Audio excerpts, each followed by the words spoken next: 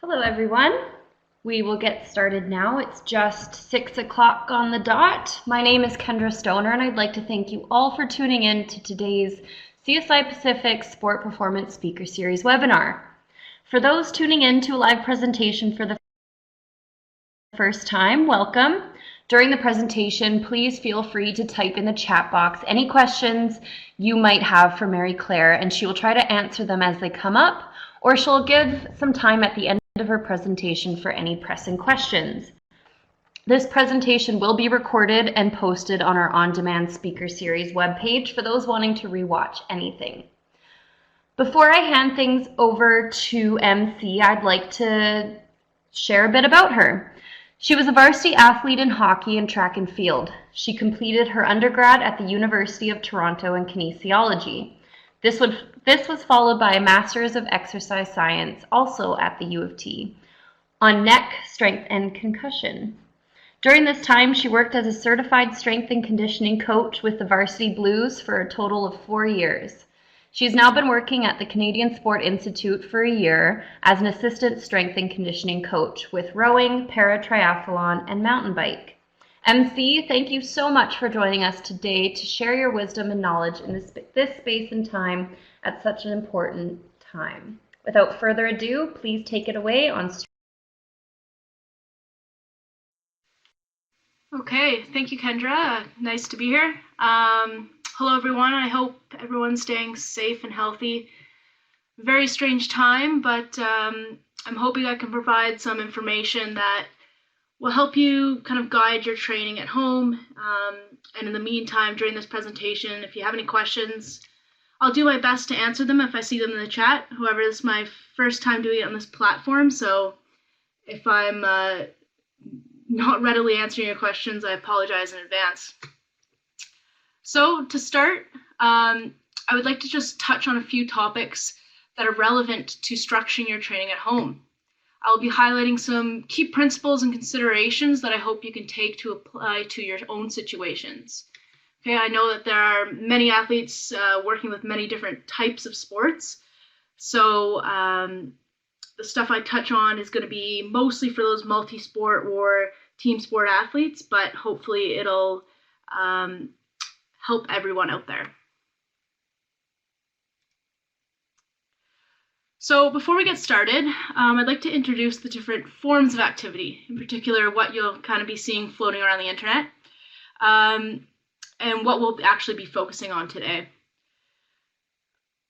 So first, the goal of physical activity, okay, is to possess adequate levels of strength, endurance, and mobility. For instance, you could just move your body proficiently enough to participate in daily and recreational activities. This is what you'll find in those daily activity guidelines on the internet. So what the World Health Organization and the other governing bodies are putting out there that are trying to get everyone to participate in, okay? Exercise, on the other hand, is a form of physical activity that has acute benefits, such as getting a sweat on or a burn. Here you'll see a lot of Instagram posts looking at exercises of the day, workouts of the day, etc. Although those are great, I like doing them as well. It's a good feel-good kind of exercise. It's not exactly what we're going to be focusing on today. Training, okay, is what you guys as high-performance athletes typically participate in. It's a form of physical activity that serves a long-term goal. This differs from exercise as it's purposeful, structured, and a part of a larger and long-term plan. Okay, so this is when you have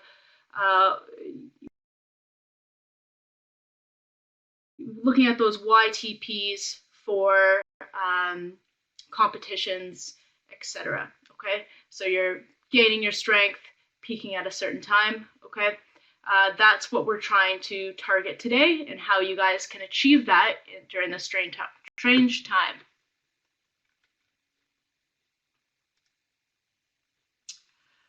So first of all, as an athlete, you've likely had a very complex and rigorous routine that was part of a long-term training plan that we touched on just prior to this. Okay, It's important to know, however, that there are so many different qualities and characteristics that make you an elite athlete, and many of these can be addressed from home. It may take some creativity, but just because you're not able to do a 1RM clean or do your regular training routine does not mean that you need to put every training aspect to halt. Okay, there's always something you can work on, always something that you can do on your own or with people virtually, etc. Okay, so no fret.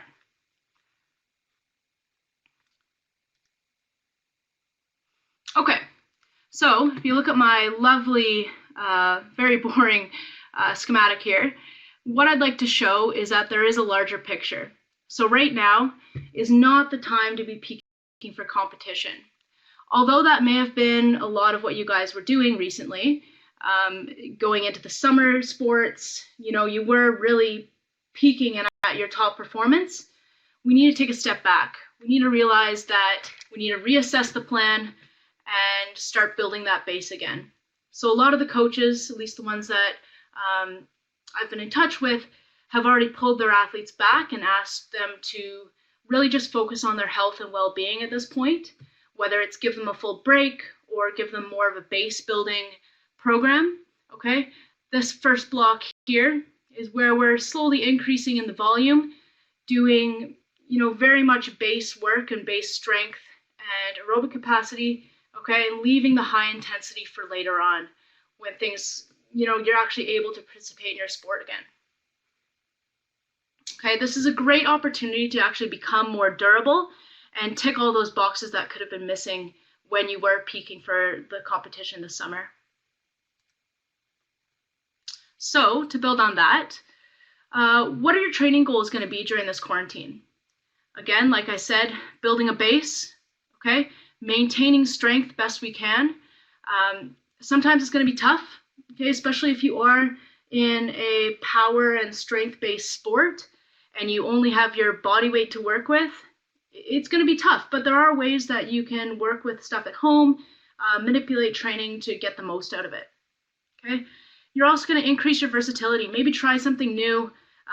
If you're a very unilateral sport, moving in one direction, maybe doing some lateral work. Things that make you more healthy as a wholesome athlete might be beneficial to touch on here.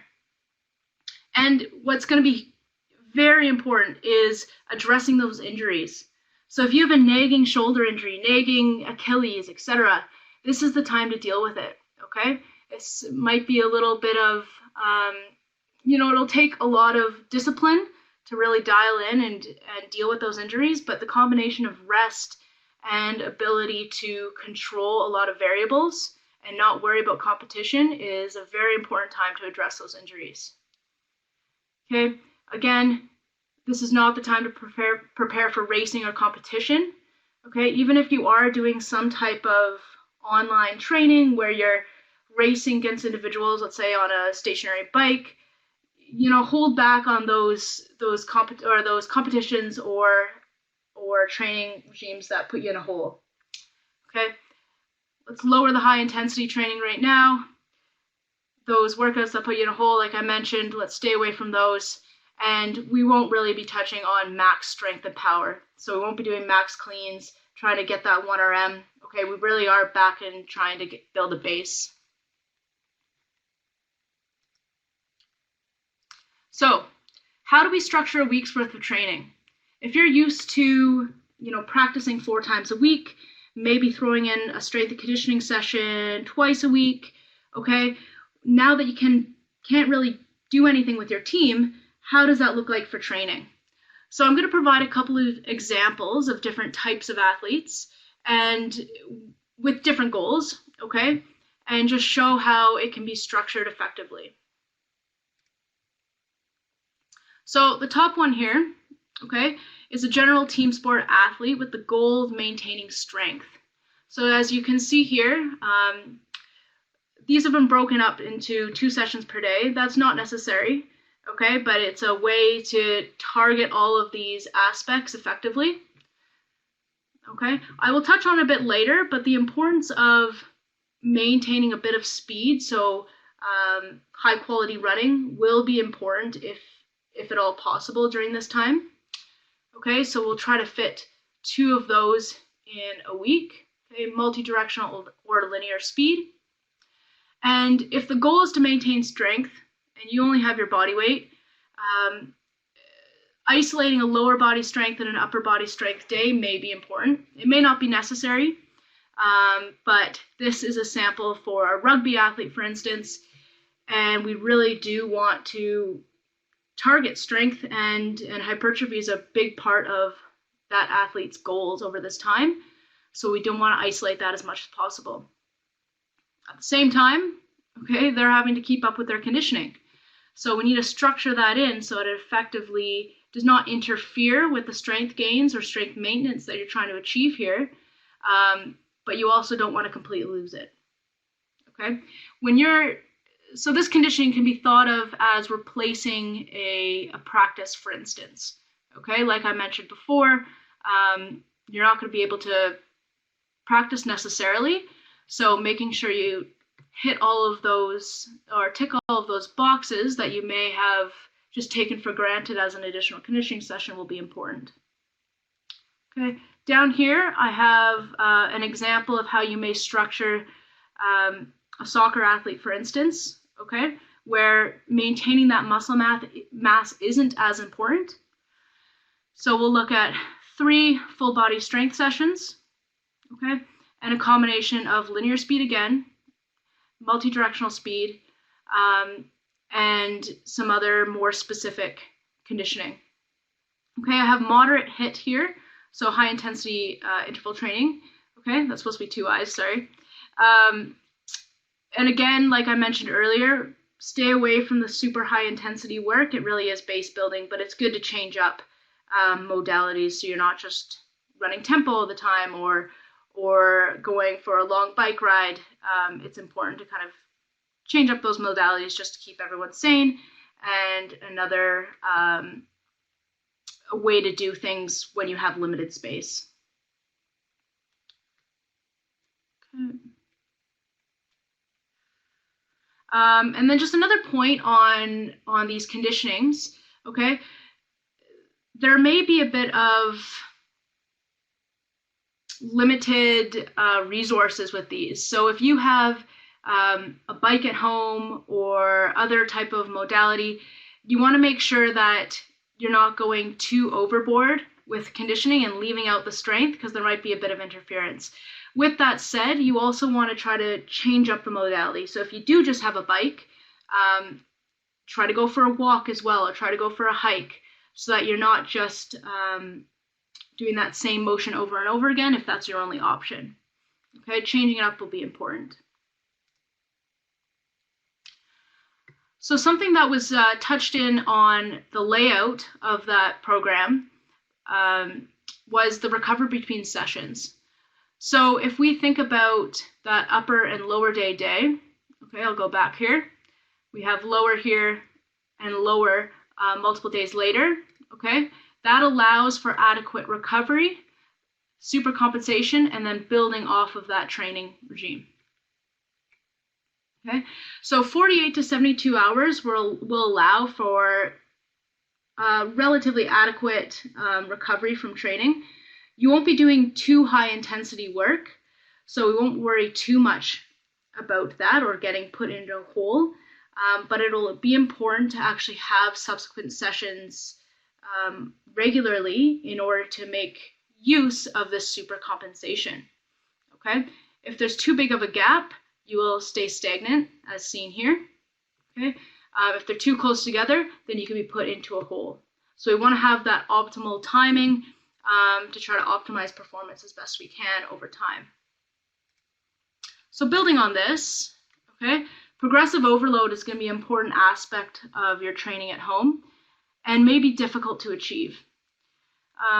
Progressive overload is continually increasing the stress placed upon the body. As you become more physically capable, okay, so let's say you did 10 push-ups the first day, that does not put the same amount of stress on your body the next time you do 10 push-ups 3 days later or something like that. So you need to add more of a demand to drive that adaptation so that it induces the stressor.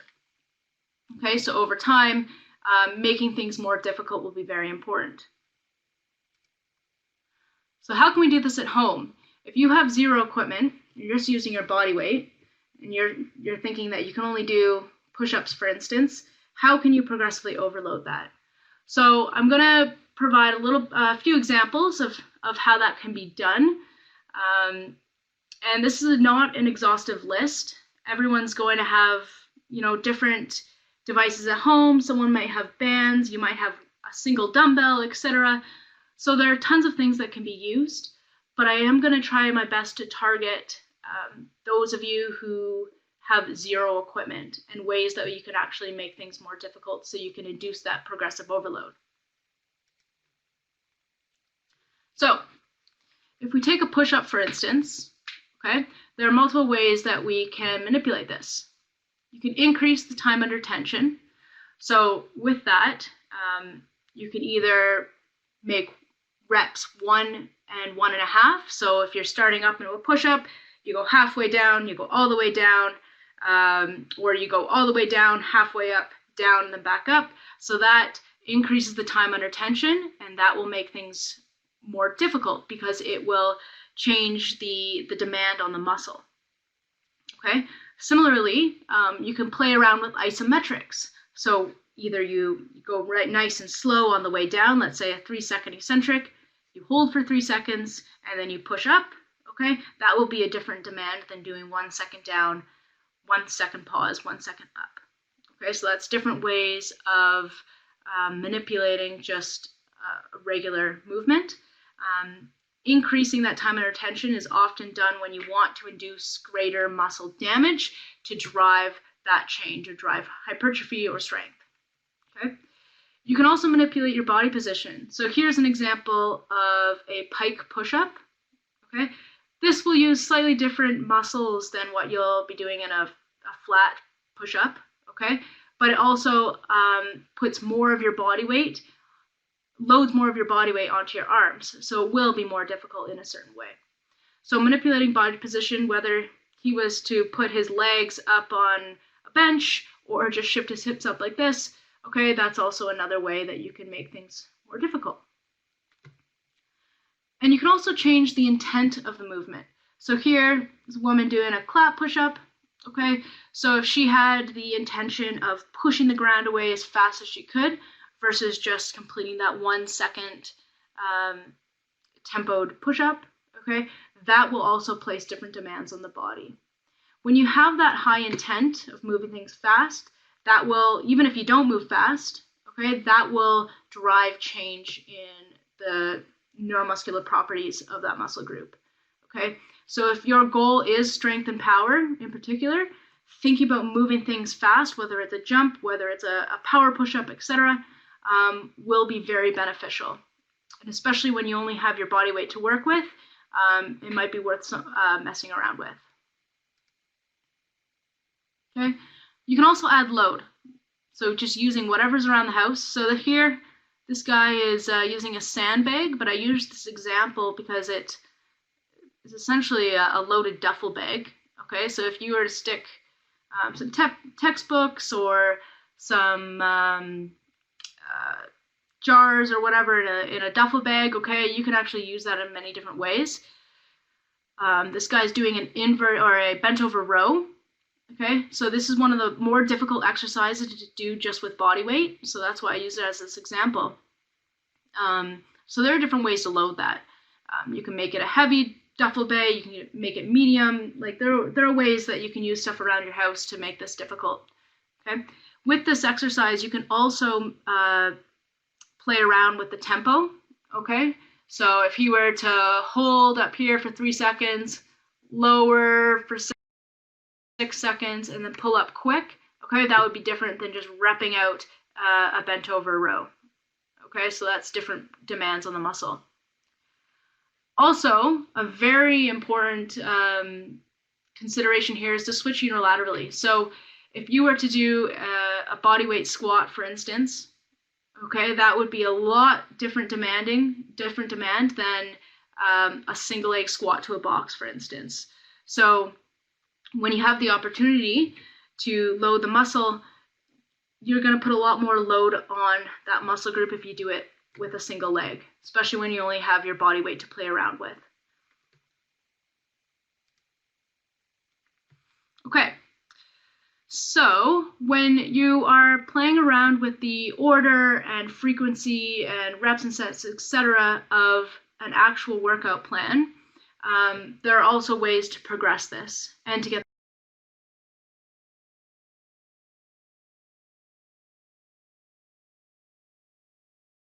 the most out of this program, especially when you're just working with your body weight.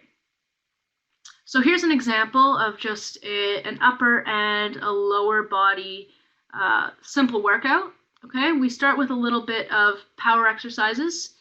So here there's high intent. Okay, you're just thinking about moving things fast. So the importance here is in the speed of the movement. So you keep kind of those neuromuscular properties going during this bit of a rest period. Okay. And then we get into squats. So here, like I mentioned before, a Bulgarian split squat is a single leg split squat where you really load that front leg and your rear foot is elevated on a couch, for instance.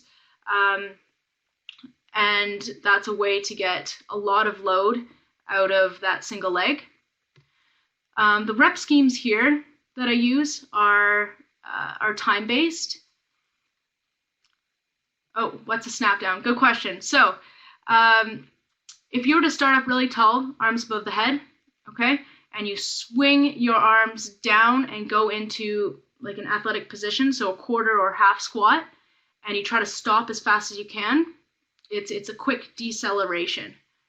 Okay, I hope that was somewhat helpful. No problem. Okay.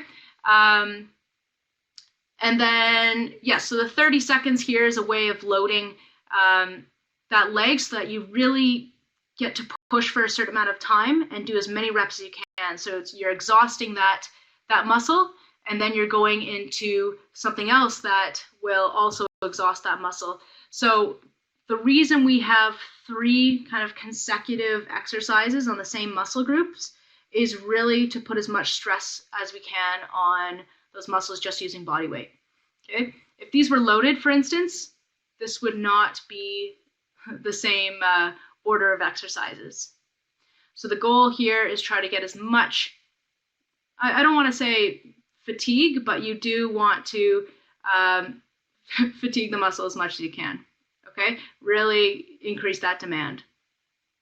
So here we have two sets of 30 seconds each. So you'll go 30 seconds here, immediately into 30 seconds of the next. So this is both sides, so you do both legs, and 30 seconds of the 1 1/4 squats. So here we're utilizing that time under tension principle, and then a glute march. So after the glutes, quads are exhausted, you're then going into an exercise that should be pretty simple, pretty easy, but it will be kind of a quote unquote burn at the end. Okay. Rest 3 minutes and then complete again. Okay. Same thing with the other exercises here. This is an upper body push. Okay, the same principles apply. Now, when you're trying to increase or progressively overload these, there are multiple ways of doing it. I would suggest, in this case, increasing the duration of work. So you'd go from 30 seconds to next week you do 35 seconds with 2 seconds, or sorry, for 2 sets. Okay, then you do 40 seconds, 45, etc. And then you'd go to 3 sets of 30, 3 sets of 35, moving forward that way. Okay, it's a great way to overload the muscle, and it takes you for a number of weeks, and then you can kind of switch up exercises or load this, etc., if possible. So here, yeah, increase work time, increase number of sets. And then another way to induce demand on the muscle is to decrease the rest in between sets. Okay, if the muscle has less time to recover, then the demands will be greater in the next set. So you can reduce this 3-minute rest to 2.5, to 2 minutes, to 1 minute, etc. Okay. Now, The adaptations here will be mostly strength endurance, so just be aware that you're not going to necessarily increase your max strength, but this is a way of trying to maintain as much as you can.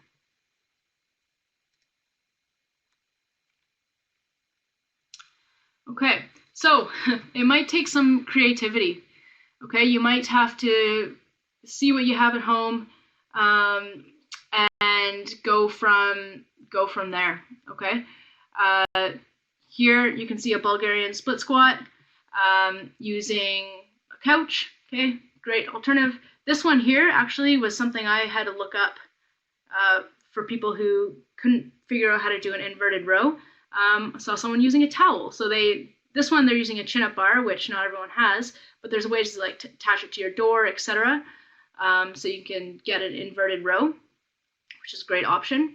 Okay. Another use of a towel is for hamstring curls.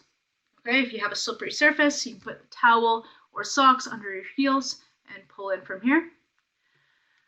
The soup cans, okay, can be used for things like lateral raises or reverse flies. And here again is the duffel bag example. There are multiple ways of loading things. My favorite are squats or walking lunges and presses overhead and rows.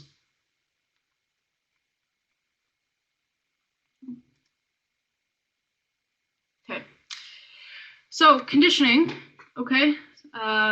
In theory, this should be easier to maintain. Trent and Stu had a lovely presentation a couple weeks ago on training residuals and showed that it doesn't take much to maintain conditioning over time. Okay, doing top-up exercises, etc., especially when you're a national level athlete and you've been training for years and years, your training base will not just go away. Okay, so don't worry, focus on what you can. Try to do those base building exercise or aerobic training to maintain as best you can. But again, this is not the time to be put in a hole. Okay, so physiologically, it's an easier adaptation to maintain and to get back after it's potentially lost. Practically, this can be easier as well. Just going simply for a run is easier than maybe trying to find a set of dumbbells. Okay, same if you have a trainer at home or a stationary bike. So these are all situations where you have to be a little bit careful that you don't overdo the conditioning if one of your major goals is to maintain strength. Okay, yeah, so here, do your base work, aerobic, tempo, and moderate intensity. And I don't want to touch too much on this. This is going to be very sport specific, and your coach, especially if you're in an endurance sport, your coach will have a lot of say over this, but again, try not to go too crazy and try to make it enjoyable. So if you can, keeping abided to the local recommendations, but if you can go for a hike with people you live with, or if you can go online and do a workout with a friend, there are ways to make this a lot less solo and a little more social. So take advantage of that where you can. Like I briefly mentioned though, be aware of interference. Know your training goal. Endurance training can interfere with your resistance training, especially when we don't have heavy weights to drive that adaptation. We really are just trying to use what we have. Make sure that you order and fuel appropriately to take care of each of your training goals. Okay. So as I mentioned briefly before, maintaining speed is going to be important. It's one of those things that if you drop completely, it is a large injury risk if you try to ramp it up again quickly. Okay, so sudden changes in high-speed running can significantly increase your risk of injury. So I'm thinking of an example of you not participating in any type of high-speed running and then the team's able to practice again and you're doing it all the time and blow a hamstring. Okay, so those are things that we need to try to be prepared for. Know that you're going to want to go hard when you come back. So maintaining that speed training once or twice a week of doing some high intent running will be very beneficial. Okay, not only is this a good time to work on speed if you have the space, okay, because it's an individual skill. It's something that you can do on your own, and you can have a lot of control outside of everything else you do, so you can control your speed training. Okay, it's something that will be very important moving forward. So when you do build and want to progress your speed, okay, this is a very basic example. Just be aware that you're not overdoing it either. So be aware of the total volume and intensity, and keep a close eye on what you do. When you do high speed running with high intent, it can be probably the heaviest load on the body out of all movements. So make sure you progress accordingly and not go too crazy on this if this is the only thing you have access to. Okay. So ways to progress speed: you can either increase reps or increase sets or manipulate both. I would suggest increasing it slowly, gradually, making sure that you have full rest in between sets. And let's say you're doing multiple types of accelerations or speed work, maybe just progress 1 or 2 each week as you go. So here's an example of doing 3 reps in the first session of each exercise, and then you go to 4 and 4 of the building accelerations and the falling start, okay? And then maybe the following week, then you would increase this to 4 and or this to 4, okay? So just something to be aware of, that doing too much can also be potentially dangerous. So building it up from ground zero is never a bad idea, especially when you have a lot of time.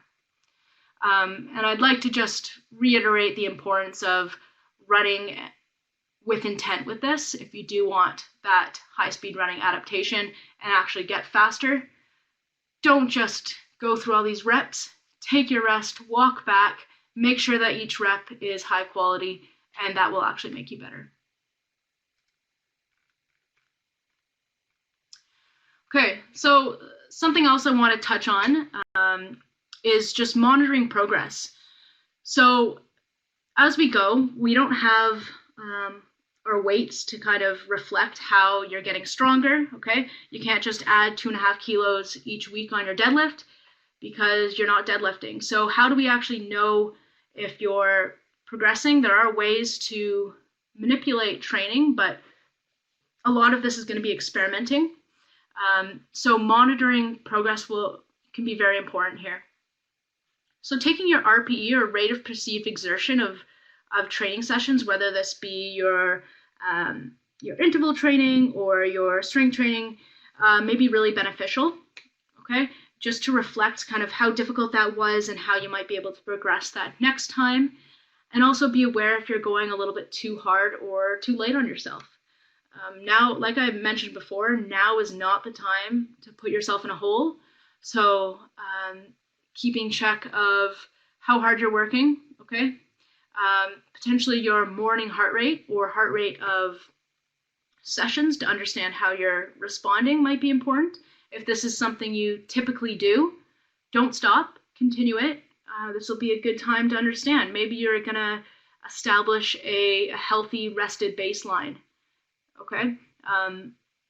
This is not a halt of training, this is just a change in training, okay? You can also measure or record your load or intensity if you have a way of doing that, and overall volume. This will be important if you do change up modalities that you're not typically used to, such as running, in particularly running, okay?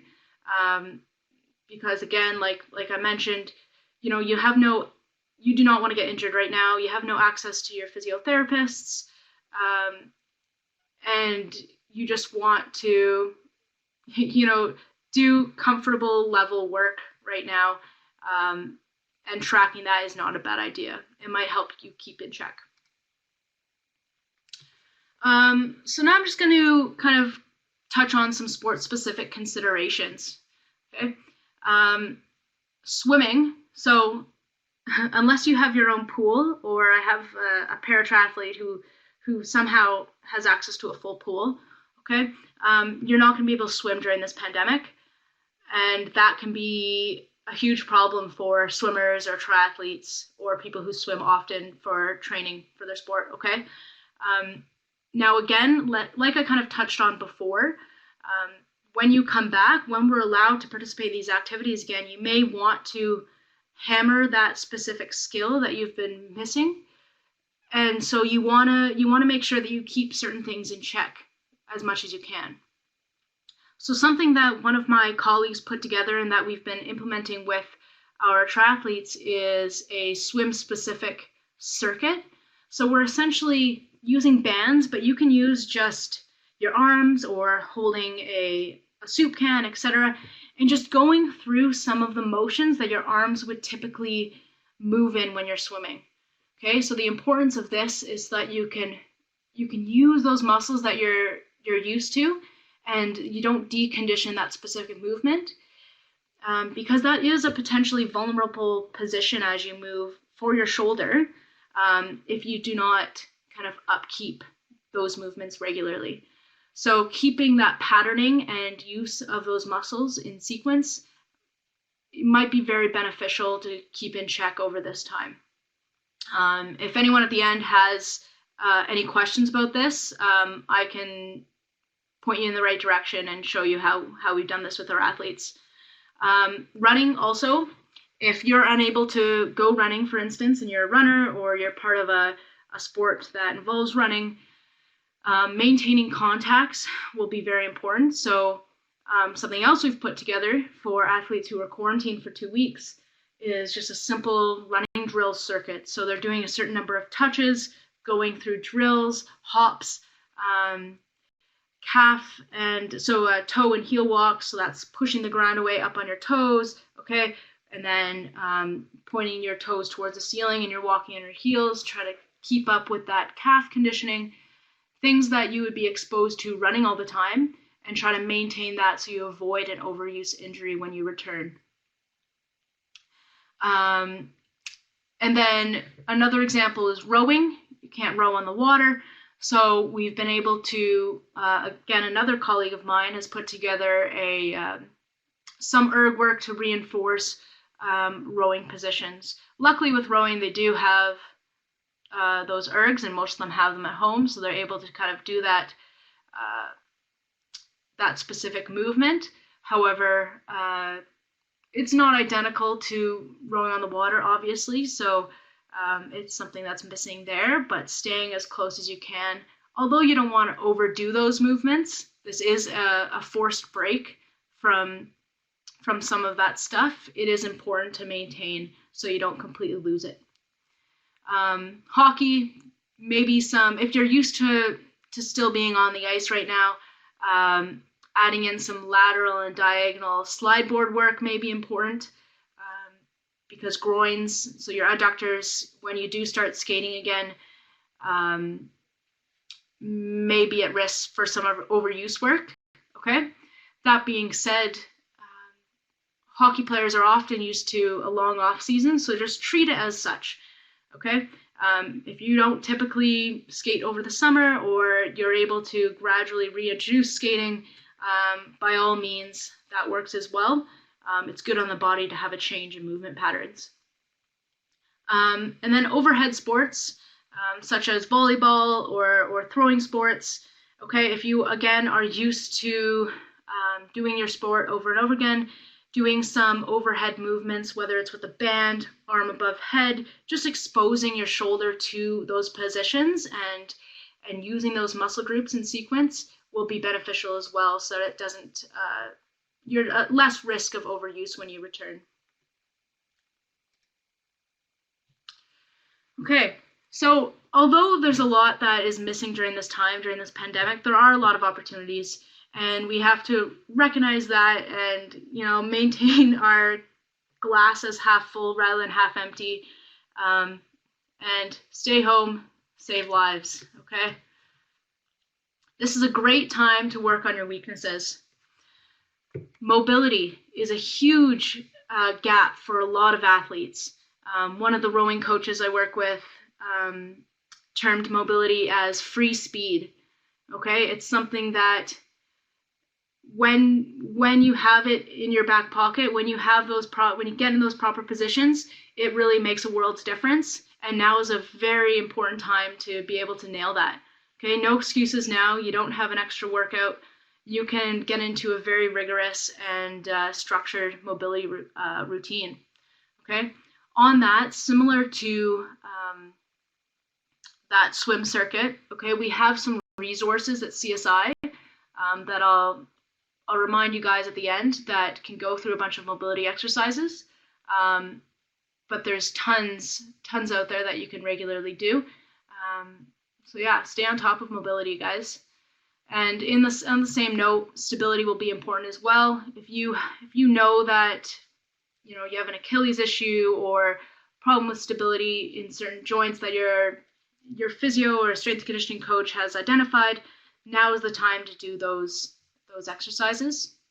Okay. On the same note, deal with all of those injuries that are potentially overuse injuries. Do that rehab and prehab that people have tried to get you to do for a number of years. Okay, get diligent with it and establish a good habit. And now is also a really good time for individual skills. So shooting pucks in your backyard, or working on your dribbling of soccer, etc. There are a ton of individual skills out there that you can be doing. Have fun with it, change it up. Now's the time to work on those, okay? Also, now's a great time to discover new training modalities. So you may not be able to train for your specific sport, but there are ways to drive those same adaptations by doing different things, okay? So here I have a hiking example. Again, respect the physical distancing. Only go places that you're allowed to go, etc. I'm not trying to encourage it otherwise. But all I'm trying to say is there are a million different ways of doing activity, and getting creative with it may not be the worst thing. Okay, your body may thank you for it. Okay, if you're used to years and years of doing a certain movement, it's beneficial to change things up.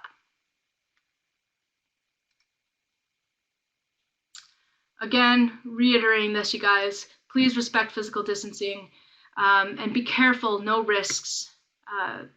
If you are a crazy mountain biker, now's not the time to put any stress on the healthcare system. So just go for a trail ride or do the less risky option. I know you might be bored, but just respect the healthcare workers and the system right now. It's going to be really important throughout the summer. Okay, and wash your hands. Wash your hands. It's a good habit to be instilled even after this pandemic is over. Okay. On that note, okay, when you guys are outside doing activity, in particular running and cycling, be aware that 2 meters may not be enough.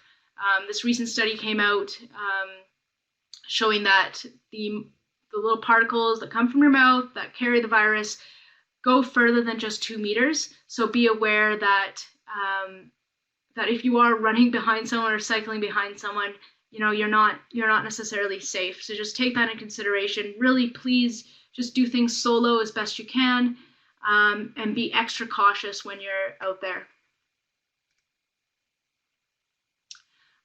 Some ways to make this more social. Some of our teams have been doing team workouts. So they have one workout a week that's maybe a little bit harder than the other ones, and they all log in on a Zoom call and do it together. Or what I thought was a great idea is mobility sessions together as a team. So everyone logs in. It's a chance to catch up, forces you to do some mobility, and is a way to stay socially connected. Also, share goals with teammates. If you know you have someone who also needs to improve in overall strength or needs to improve in conditioning, build your goals together and touch base here and there. Let them know, different strategies of doing different exercises, etc. And maintain a dialogue with your coaches and other staff. Again, now is not necessarily the time for a full break. There's still a lot you can do to improve in your sport, and some of those might be mental performance, some of those might be things that you can do on your own at home, and the coach may have a lot of insight on that. Now, some considerations for after you guys do return to sport. Make sure you and your coach know what you were able to actually complete and know what you missed. As I kind of highlighted earlier, if there is a gap in certain exposures, hammering them when you get back is not necessarily the best idea. So make sure you have a clear dialogue on what you've done, what you were able to do, your progressions, and what you missed out so that you can adequately reintroduce that into your routine. Okay? Rebuild these specific qualities. And also, you guys continue on with some of those healthy habits that you're able to instill. So washing your hands, for instance, or doing certain training via video or group mobility sessions, etc. Mobility routines. These things are really important, and this might be an opportunity for you to really hammer in that routine into your daily lives. So just to conclude and summarize what we went over today, be creative and try to include a progressive overload in your training. Be aware of your goals and the order of training. So here, being aware that you're not necessarily interfering with your strength goals by doing too much or, the inappropriate timing of conditioning. Maintain some of that sport-specific neuromuscular and speed. So keeping in check with some of those muscle movements or contacts in high-speed running. And overall, have fun, stay healthy, please stay home. Now's not the time to hammer in hard workouts. Now's the time to be healthy, maintain that immune function, and we'll all get through this pandemic together. For doing this presentation tonight. For those thank you very much. Joining us live right now, if you have any questions, please feel free to type in the chat box. Take some questions. For the two that asked about the triathlon specific circuits, I'm sure MC would be comfortable if you sent her an email to inquire about this. Would that be okay, MC? Perfect. All right, well, thank you guys so much. I'm sure MC can hang out here for a few more minutes to answer any questions for you. For those tuning in today, thanks great. For joining. This way. presentation will be available on our on-demand webpage in the upcoming couple of days. We do have our next speaker series coming up next Friday, April 24th at 3 p.m. PST time about intermittent fasting. So feel free to email me for registration at kstoner@csipacific.ca. And I hope you all have a lovely evening. Thanks for joining us, MC. Have a good day, everyone. Bye-bye.